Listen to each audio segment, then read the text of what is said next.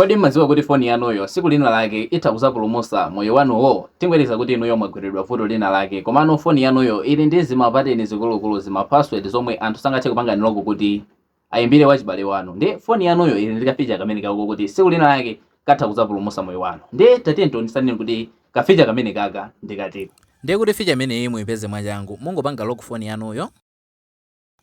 Ndiye ikafika apa pateni mungopanga pa emergency call. Kenako imakupitisani apa mupanga pa add pa plus pa, kenako mpanga okay. Ndiye ikafika apa chimene mmene yakuchita ndikupita apa limba kuti add member.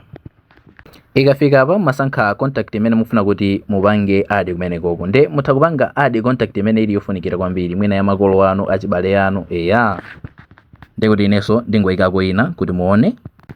So ndipangaso add imeneyi, ndipanga click, ndikupanga done. Basitu mene mukonera muno ndayikako no manambala follow chonchi. Sonza kuti ina yake takhala kuti mwina sikupezeka, zimene zizamulole munthu kuti ayimbeso inayo. Kenako mapanga save. Zikatero tunde kumaonekano chonchi, zomwe munthu atakhala kuti ogwira foni yanuyo kuzaoneka chonchi. Akazapanga click pa munthu mmodzi choncho izamfunsa kuti make an emergency call, akapanga okay.